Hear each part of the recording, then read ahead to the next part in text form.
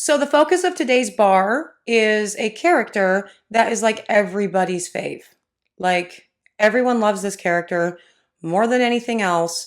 And it's cool. I get it. Me too. They are delightful. They're delightful.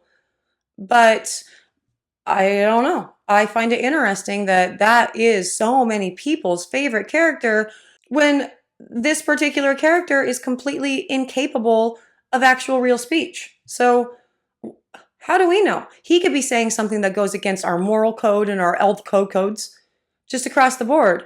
And we're standing. It's R2D2. I'm going to talk to you more about it in just a minute. Hello, I am Mrs. Soap and Clay. Let's make stuff.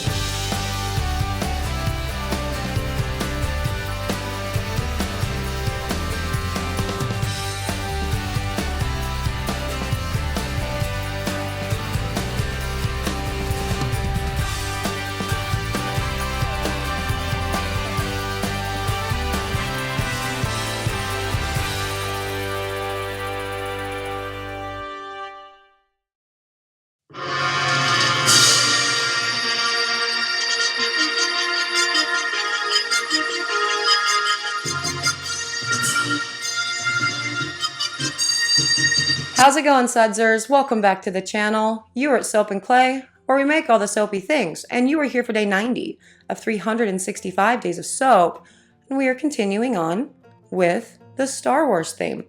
And today, as I said, is R2D2, and that's cool. Now, we are also still playing with justscents.com, and the Soaprentice selected a scent that's called something to the effect of graphite steel with this one. Now, justscent.com has interesting information on their website in that they don't have a lot, or at least not a lot that I would really like for my soaping notes. So as a result, all of these are like super duper blind tests, and it's fun. So, let's go to the video and talk about R2D2 and all the things, now. It's R2D2 day, guys. This is amazing. I'm super excited for this one. I'm curious to see what the Soaprentice is going to do with all of this, really, because, what does that say? Graphite steel. Okay. Oh, that's kind of funny, isn't it? That's cute. I like it. I get it. I think for the first one, well, no, because for the Galaxy Far, Far Away, I got that one too. Right? The effervescent fizzy pops, because that's it sounds kind of galaxy related. Graphite steel. R2D2 could have been made out of graphite steel. I mean, probably not, because it's like sci-fi, and so it's going to be something really cool. Although I think graphite steel sounds really cool too. But it would be something like, like the stuff Han Solo was encased in, like cardamom. Carbonite, not cardamom. Cardamom is something completely different, but the secret is always cardamom.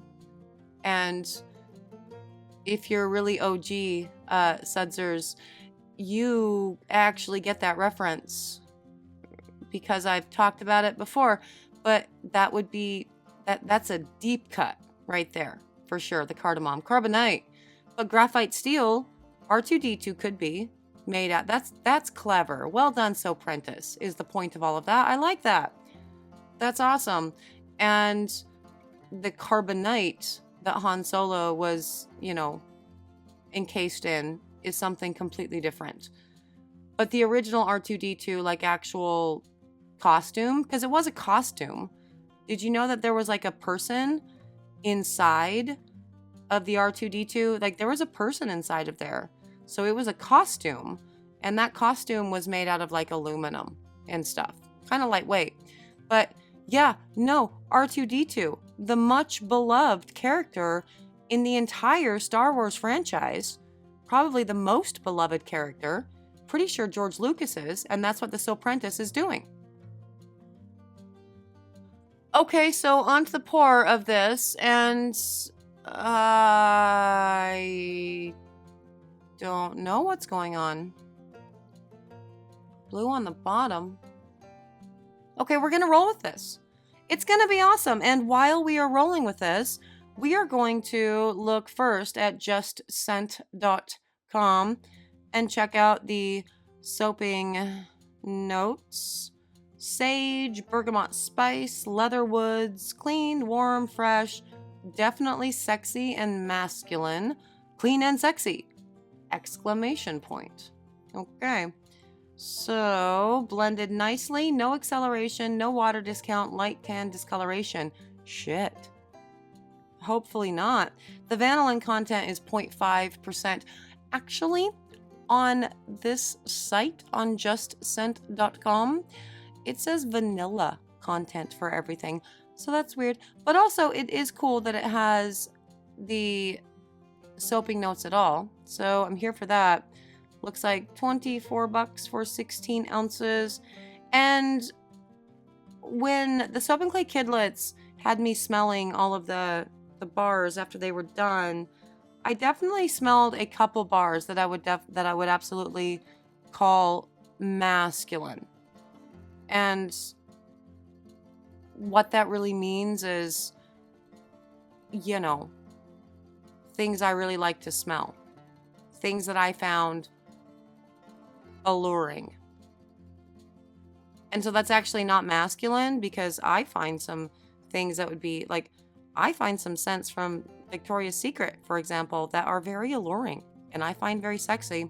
So masculine, I guess, with these notes, the bergamot, yeah, leather, sure. I don't really know what any of this means anymore, but I'm interested in, the blue was on the bottom. And now she's trying to put the blue in the middle, which could go either way. Blue, that's not quite the middle of the bar though, is it? That's only about a third of the way up.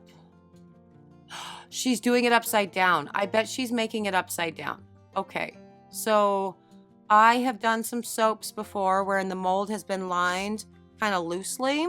So it creates a sort of rounded bottom of the bars, which means she's totally using that technique of lining the mold. I bet that's what she's doing.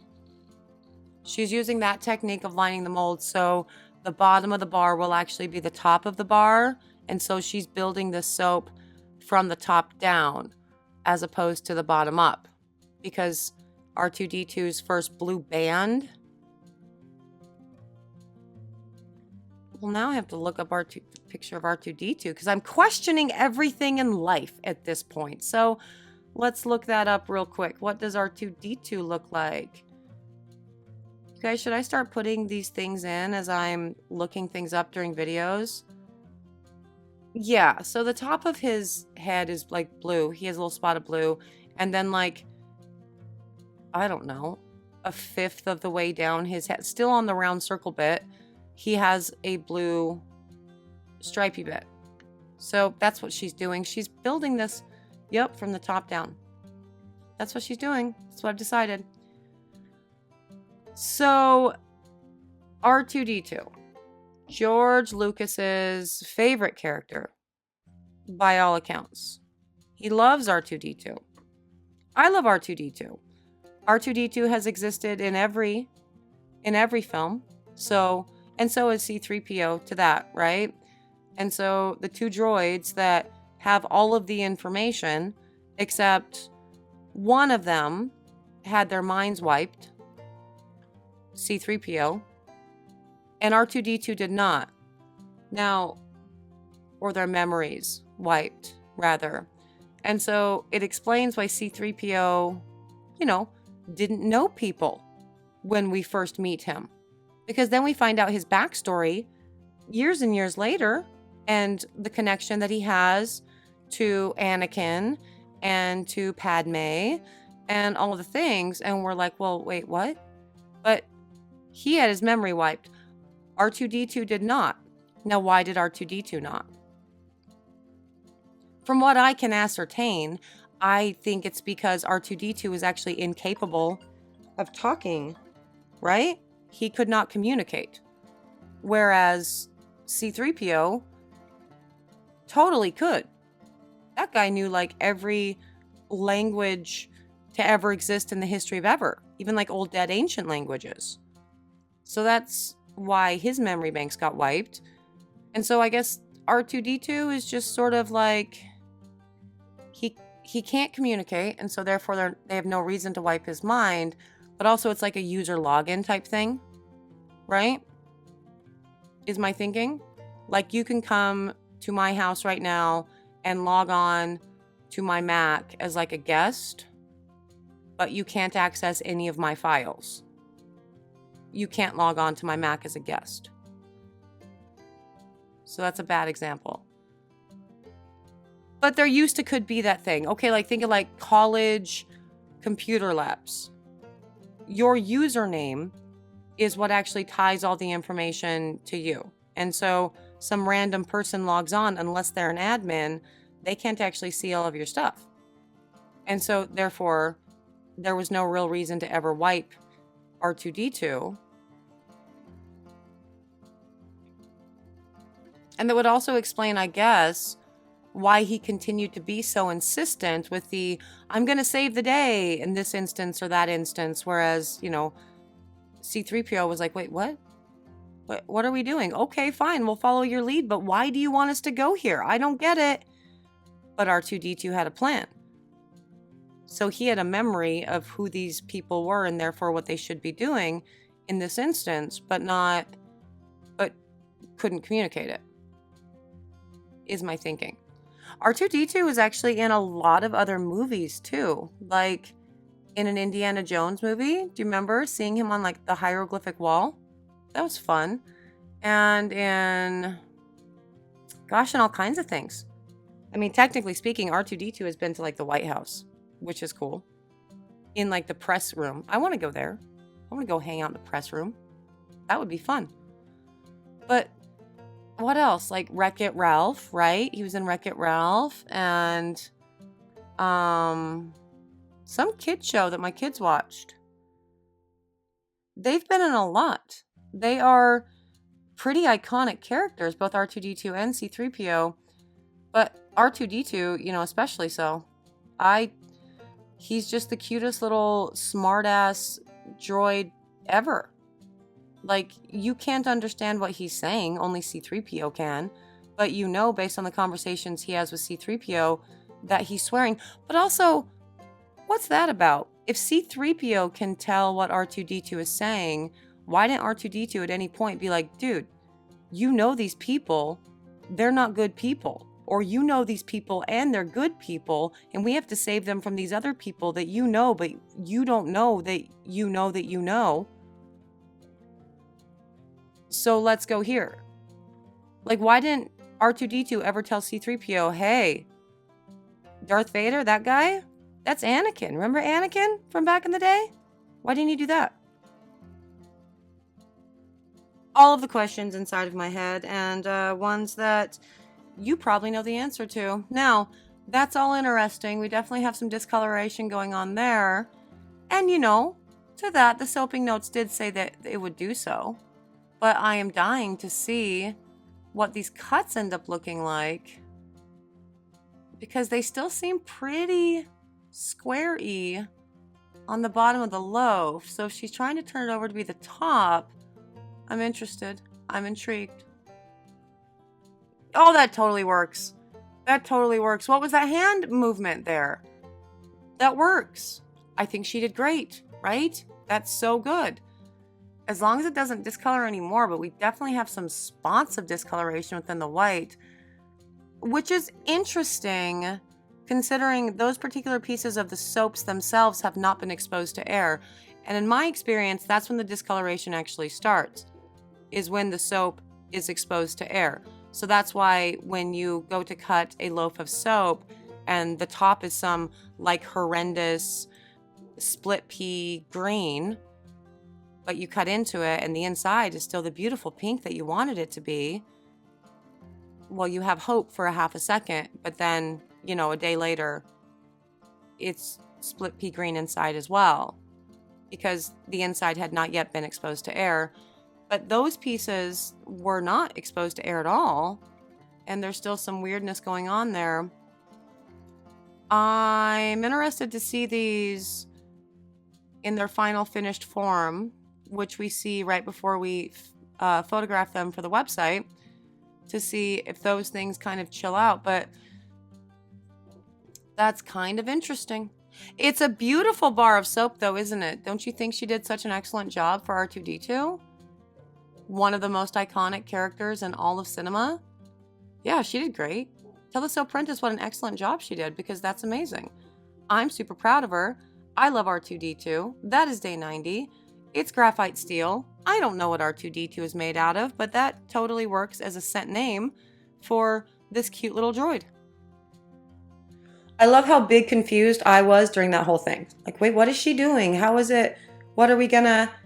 Yeah, but because she was building the bar essentially from the top down, bottom of the mold up, she flipped the bar after the cut to make R2-D2. It all came together at that point, for sure. And those are adorable soaps. Like, they're just perfect. And the scent's a little bit light on this one, for sure. So I'm finding that to be the case so far with a lot of these just scents so far. But, you know, who knows? Who knows? It was a delightful pour, a delightful bar. And as always, if you are interested in purchasing R2-D2 or any of the Star Wars stuff, you can't do so until the whole line is done. That's how we roll. I do appreciate you being here with me, my sudzers, my peoples, my tribe, my all of the awesome, for, you know, another round of 365 days of soap. I am always happy when you guys show up and do the thing and we get to chit chat in the comments and, you know, all that jazz, for sure. So thank you is the point. I'm out of here for today, but I will see you guys all again tomorrow for another round of soapy fun. Bye.